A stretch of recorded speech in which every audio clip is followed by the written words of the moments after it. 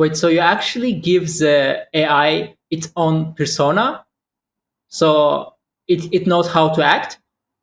Wow, that's pretty cool.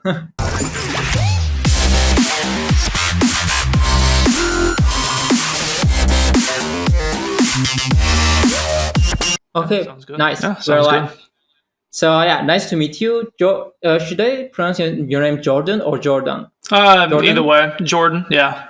Either way, Jordan. Okay. Yeah, nice to meet you. And so before we go into any other topics, what I want to do is, I want for listeners to understand what you are working on. And have you thought what could be your elevator pitch? You know, and one, thanks for having me on. I really appreciate the time. So what I'll say as far as like having my elevator pitch crafted, I'll just give you a short what it is, and it's basically it's a sales and automation platform Okay, where no, wait. Um, so what I would like to do is I did it last time, and I think that usually sounds pretty cool. So imagine if yeah. you would go into an elevator, and you would see suddenly Bill Gates is standing near you, and he turns to you, and he's like, "Hey, I heard you're working on this really cool product, and what are you working on?" So how would you explain to him basically so that he gets interested? Yeah, no, Cloudy is a sales and automation platform where you're able to pre-qualify your leads and automate your follow-up while also staying compliant using SMS. So basic short elevator pitch. Okay, that sounds cool. And so it's called Cloudly or right? Yeah, cloudy. Cloudy or Cloudly? Cloudy. Like cloud with just a Y at the end. Cloudly. Okay. Huh. And how exactly does the process look like? Like, for example, someone has integrated that to their website, and what happens next? Yeah, no, perfect. And there's a couple ways you could use it, but one example I give is actually what we use on our landing page of our website, and probably more applicable to a startup founder who could throw it on their landing page or maybe a marketing call to action. So you're able to build customized funnels to pre-qualify your leads. So you can add anything like ours is, are you using a platform like this? How do you get leads? Just basically pre-qualifying these leads from some sort of marketing call to action or landing page redirect. Once they go through that and your automation is on for that funnel, Cloudy will then begin to reach out. So once someone has filled out this form, this is all personalized and customized. You send a text like, say, hey, thanks for filling out the form. Do you have time for a quick demo this week? Someone will text back and say, sure, I don't have time this week, maybe next week. And Cloudy's AI messages back and say, okay, great, maybe sometime next week, what day works best. And it's basically just trying to automate your meeting scheduling and throw those meetings on your calendar that way. So you're pre-qualifying someone with your funnels, your customized funnels. Cloudy will then reach out and then update them and then try to schedule a meeting for you while educating that prospect and building rapport so that you're getting meetings directly onto your calendar. So where exactly is Cloudy contacting them? Is it through emails, through SMS, directly on the website? Yeah, so it's through SMS. So it's an SMS based platform. Oh, it's through SMS. Okay, that's cool. So they have to leave their phone number, and then Cloudy will contact them and try to schedule an appointment. Okay, and how does it? How does it know what to say? I mean, are there any scripts, any sales scripts that you are using or planning to use? So how does it think? Yeah, so and it's fun too, right? So we use like an interpretation of GPT-3 with just some prompts and an environment that's been seasoned a little bit. And basically, it's prompted saying, hey, you're a sales rep for this company. Your one job is to schedule a meeting and educate the client. Here's what the company does. Here's who you are. Here's your persona as a sales rep, and then reply to them. And then there's a second workflow. So once, and just to get a little technical, so once a message comes in, there's a ton of checks it goes through to say, was there a meeting initiating in this message, or was there a meeting talked about? And if not, reply to them like you would reply to anybody. Build rapport, try to get a meeting.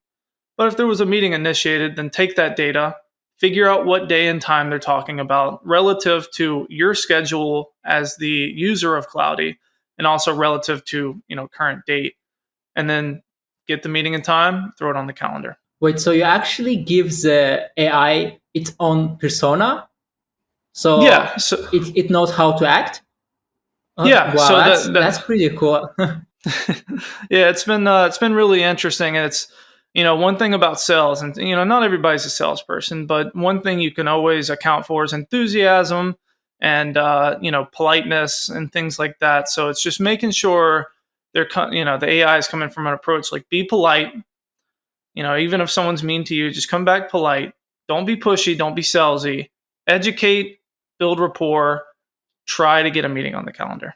So does the AI get better with time, or like does it adapt to the specific person who is using that AI, or does it adapt to the client? Like, have you thought of that?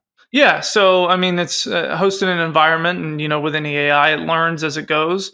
So I mean, if there's any bad responses can be reported and say, and it goes back to the environment, like this was a bad response.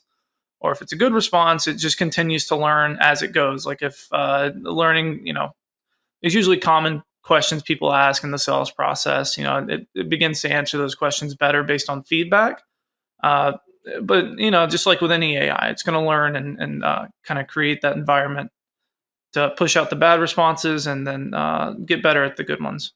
So is it your first AI project? It's one of the first ones that I've taken really seriously because it's something I'm passionate about. Is it my first project? No, I've built tons of products and softwares. I've been an entrepreneur my whole life. I've done analytics data from the SEC for stock trading. I've done different sales and marketing things. I've been a part of a lot of stuff like that, but this is the first one where it's just a real passion project that I'm just trying to take all the way.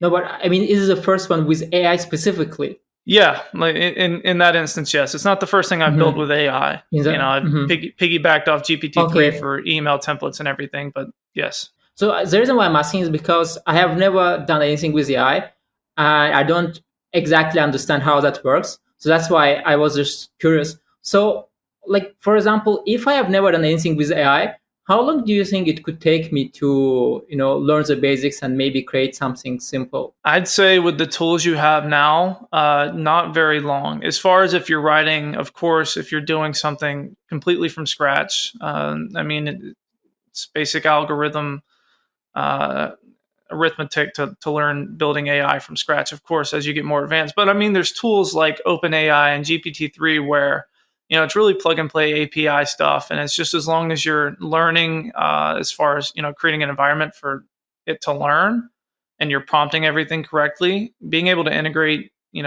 very powerful AIs like that to your application is not very hard. But what about have you seen this AI picture platforms that are popping up right now? Oh, Like yeah, all the the ones that are time. going viral? Yeah. How long do you think it could take someone to clone something like that? Is it difficult to create something like that? And I'll say this, and it's something that I've been working on to try to teach this is, to create an app like that or to create a software or whatever you'd like to call it. It's not very difficult at all. There's so many tools that basically, if you have a little bit of knowledge in coding and all, you have platforms like Bubble where you can just create your landing page and application in less than Hmm. a couple of days using no code. And then you have these. The one I keep going to specifically is like OpenAI or Dolly. There's another one that I can't remember that a lot of people are using now for the image creation, but I mean, you could probably get an MVP up in less than a week and have it running and ready to take sales. Yeah, I was just curious, like for the people who are doing this AI profile pictures, because there are already many clones of that. So that's why I was Right. wondering if it takes time, like if it takes a few months maybe to learn that first and then to code that. But I mean, looks like if you have experience in general with programming, it shouldn't take much. So, No, not at all. hmm. But you also mentioned Bubble. Do you have experience with no code? Oh yeah, no, I've been a programmer and learning code since coming out of high school into college, and even though that's not what I majored in or did anything, I've always been very interested in that environment. So, but getting to no code, I mean, I have extensive experience with Bubble because I think just for even if you're just using it as a backend, it's such a powerful tool that's very fast, very cheap. It's like $29 a month and their data management is great. And I even have friends who have very proprietary apps who use Bubble just for their back end. So as far as a no code platform, I mean, I think personally, I think it's amazing. But you're a programmer or no code builder? I got confused about that. Yeah, no, I would probably classify myself as a no code builder. As a no code builder, okay, that's because I saw you built Cloudy using. I didn't know it's a no code tool. So is it Yeah, a no yeah, code tool as well, or yeah. okay, Well, that's besides that's like pretty cool. yeah, Well, besides the back end, it's all no code. okay, that's cool. I mean, the fact that I didn't get that, uh, it does say a lot. I think that you can build almost. I mean, I knew that you can build almost anything with no code, but I have never played with that myself. So that's why I was just curious. So, do you think currently with no code, is there any limits?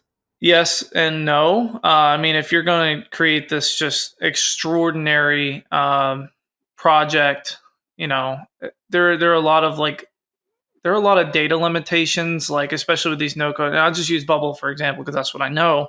Um, and it's Hmm. helpful for someone who's new and probably not someone who's wanting to do something extremely proprietary. And there's ways around it, but at a base level, there's only so many things you could do with different data types, and it's really user friendly. But that user friendly can be hurtful in some ways too, where you're not, able to really customize it in that way.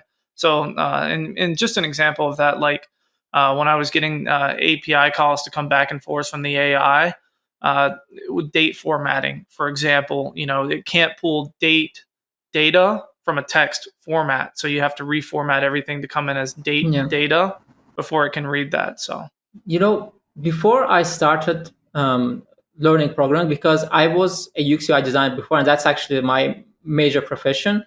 So I've been a UX/UI designer for 8 years, and I started programming in the last 2 years only. And before that, I actually considered no code as well. I wasn't sure what to choose because I had experience with no code as well, not as much as you. So I'm curious, what made you choose no code? Like, have you sort of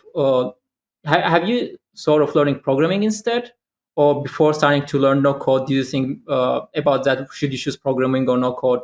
so kind of my thought process with that is, and just to give a little bit of my background, I'm not formally trained in programming or anything like that. In fact, I graduated with an economics degree. But again, just Mhm. it's always kind of been a passion project of mine. So I started as a programmer, learning code, Python, Java, everything. But going to the no code platform was just something that I took. It's really easy. I'm a really busy guy. I like to build these things. It's fun. And just the learning curve is not as steep. So for me, someone with limited time who wants to build these projects, I could go and do it in, a fourth and eighth of the time using these no code. Yeah, I do agree with that. Obviously, it saves time, and it's probably like easier just to create something using no code.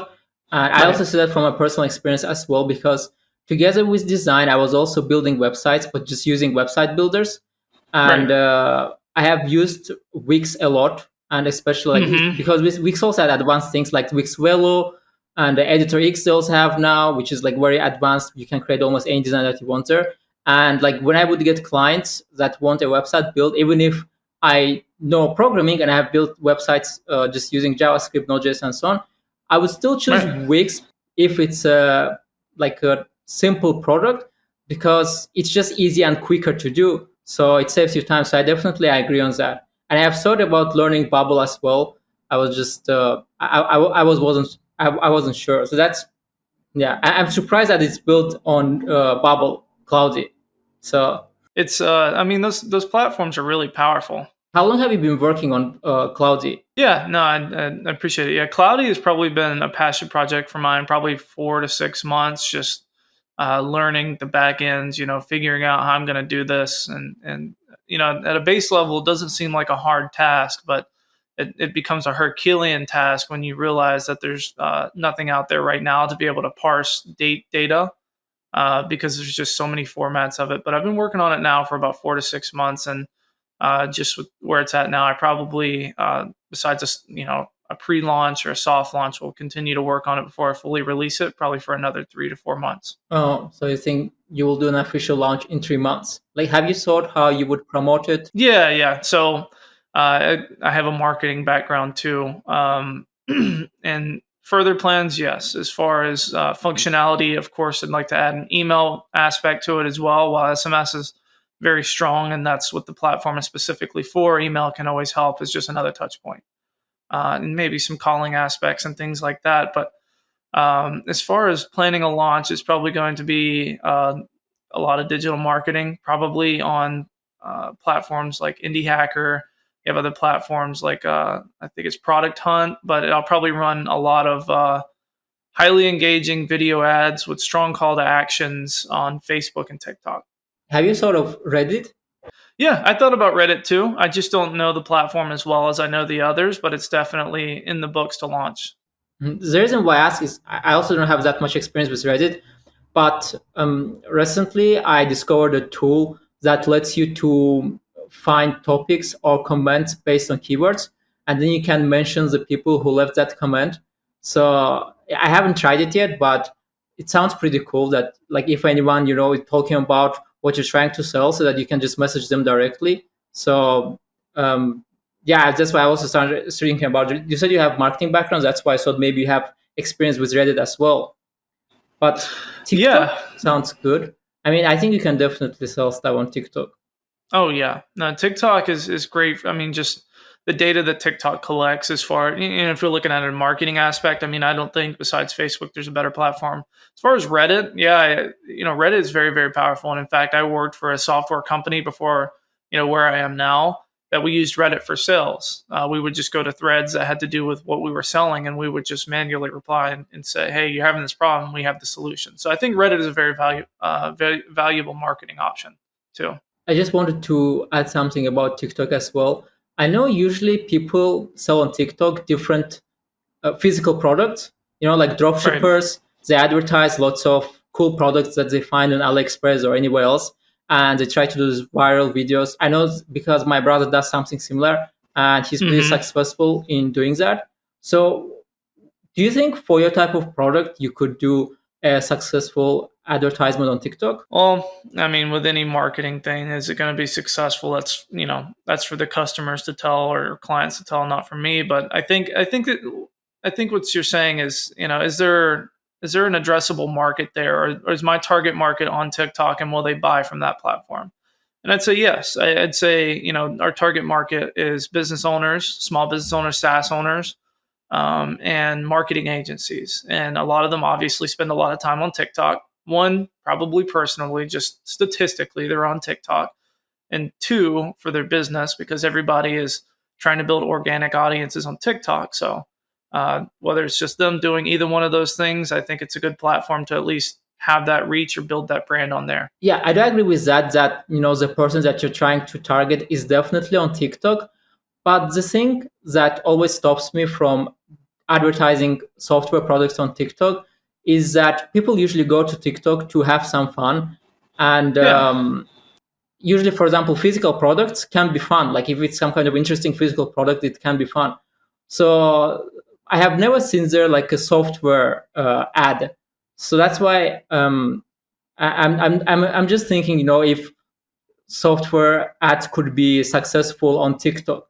It's an interesting thing to try. And if Yeah. you get to try that, I would be curious to see what is the outcome. Yeah, and I've seen, and just recently. It's funny. I think it was last night. I was scrolling. I saw ads from Asana now. So I think software platforms are starting to realize the power of TikTok. But I also think that there's a very valuable aspect in building a brand there too. So not only running these paid ads, but being able to go on there and make just organic content about your company, not really marketing the product, but almost as like a funnel where you're creating an audience around your brand and who you are, and then funneling them back to your call to action is very powerful as well. Have you seen ads of from Monday.com? They advertise a lot on YouTube. Oh yeah. Oh yeah. I just remembered because they do lots of funny ads. And Hmm. you said Asana, and I was thinking that maybe funny ads could actually work on TikTok. Of course. Oh yeah. No, it's definitely the like you said, you go on there to enjoy your time. So if you're going to go on there with the aspect, I'm just going to sell and market my product, you're probably not going to do well. You got to fit to the platform, and which is usually a funny ad or some sort of organic content that at least brings value to the person watching it, or at least makes them smile or laugh. And that way, it's a value exchange. What about your just main job in general? Do you work on Cloudy full time, or is it like for now a part time thing? What do you do like full time? Yeah, no, I'm a executive at a consulting firm full time. So Cloudy is not my full time gig. It's something that I do on nights and weekends, and it's like I said, it's more of a passion project that I'm not one to sit and watch Netflix. So instead, I work on Cloudy. But yeah, no, I'm an executive at a consulting firm full time. That's interesting. Consulting in what area? Yeah, financial services. I have a background in Wall Street. Okay, that's pretty cool. And regarding your product like Cloudy, do you think you would be raising any money, or do you want to bootstrap it? I want to bootstrap it. I've friends with a lot of software founders who have taken money and, it just sometimes it ends well, sometimes it doesn't. Yeah, it gives you that extra boost. But I think where you really find very strong entrepreneurs who build the values and skills to have a company that lasts long and even take those skills to another company they start, I think bootstrapping is probably the way to go. The reason why I'm asking is because I feel like obviously bootstrapping is a good idea, but Right. at the same time, it takes longer to build a company if you're bootstrapping.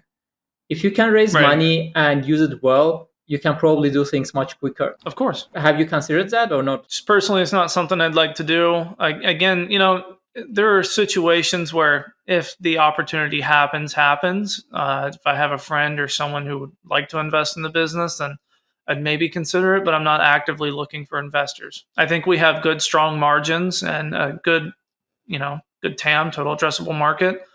I have, money to put to it. And I think our margins are healthy enough to be self-sustaining.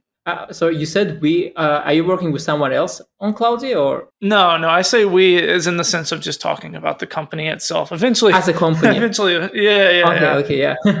Yeah. I do understand. Yeah, I do that too pretty often when I talk about my product as well. So yeah, I just wanted to ask. Yeah, I do that very often when I Yeah. talk about Beep. Um, Hmm. yeah, that's interesting. So what I wanted to ask you as well is so for example, I'm working on this Chrome extension called Beep, and as I said, it allows you to provide feedback and instructions. And Hmm. do you think, for example, you personally uh, would have a need for it? So, for example, like I don't know because you're not like a designer, you're not developing products for other clients. But do Right. you think like when you were working on any other project, you had this problem where you wanted to maybe tag something specific on some website and save it maybe for later, or maybe leave a comment somewhere, or send something to someone like just on a website? Yeah. I mean, look, I took a look at your product as we were discussing getting on this call, and I think it's one very powerful and very Okay. cool. In fact, I'd like to learn more about it. I did have a couple of questions, but yeah, I think I would use it. I mean, if you're, Really? if it, yeah, I think it will. Like right, if Cloudy grows to be 6 7 figure company, and I'm bringing on designers, and I'm doing sales and marketing all day, but I go to the website and I'm like, hey, in the landing page, the margins are wrong here. Just tag it, comment it, hey, margins are wrong, fix this, dude. I think for a founder, that's so powerful. Well, I'm actually really happy to hear that. Um, uh, yeah, well, actually, the funny thing is that when I was developing this product first, I was creating it for a different purpose. Well, I was creating it for feedback as well. But one of the other purposes why I was doing it is because I am a UX mentor, and very often Hmm. when I send something to my students, for example, I send them an article, and I have to explain them where they should start reading or what they should focus on. And it's actually really hard to do that through text. So I was just thinking, why can't I just point, where I want them to start reading or what I want them to look at? So that's why I was like, hey, maybe I should do that. So yeah, I'm just No, asking that from 100%. people just to. But the reason why I'm asking is because I don't know if you have this problem as well. Sometimes when you work on a product and then you start doubting yourself, is it useful? Is anyone going to use it? Do you have this type of thoughts? Oh yeah, dude, I think everybody does. I mean, it's one of those things, especially when you're getting into it and the challenges start stacking up, and you're like, I mean, I'm dealing with all this. Is this even going to be worth it? Is anyone even going to love this product at the end? I think everybody gets that, especially if you're really passionate, about what you're doing. You're harder on yourself than maybe other people would be. So I think everybody gets those thoughts, but it's overcoming those thoughts and being able to talk to customers and them give you that positive feedback back that helps you push you to the next level to get motivation for that is very helpful. Yeah, I know. It's every time when you hear like some motivational words, or when you hear that someone actually likes your product, it makes you feel good, and it gives you motivation to continue working. And I already said it, but just we'll say it again. Just I think Cloudy, will be really powerful if done right. So I don't know exactly Right. how that works because you haven't officially launched yet. But I think in general the concept itself is very cool. So now it just depends. We'll just have to wait and see if it works the way it should work. Yeah, that's the real question, isn't it? I had to change the camera. I don't know what happened to the other camera, but hopefully it's well. So Yeah. what were we talking about? I forgot where we stopped. Yeah, implementation of Cloudy, that if it works, it could be successful, but then the question is will it work? Yeah. Well, so I mean, obviously, just like any product, if you do it right, it will work. But it's I think it's more a matter of marketing, probably, because 100%. technically, I do believe that I think it's going to work well. But in terms of marketing, obviously, I mean that question applies to every single product out there. So, what do you think actually is the most important thing when you're building a product? I'm going to give you something from Alex Hermosi, which is a really good book, $100 Million Offer. Is the hierarchy of a really great business starts with product first, then your marketing, and then your sales. So if you have a really good product, you can almost attract customers organically. And I'm talking like really good product. I mean, iPhone. I mean, they don't do much marketing, but people still buy. And then what's second on that hierarchy is if you have a good product or, maybe even an okay product, as long as your marketing is really good and you're a really strong marketer, then you're able to get customers that way.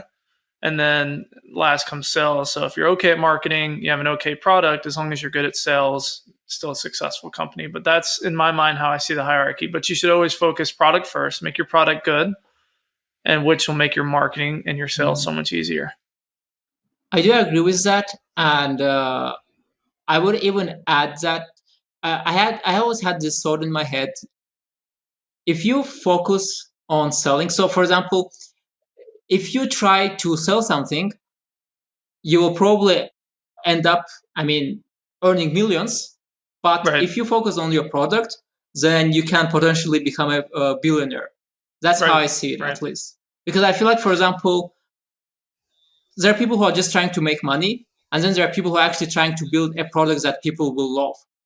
So Right. I feel like that's the difference. Yeah, and again, that's how I see the hierarchy of things. But I think all of them are extremely important to a successful software company.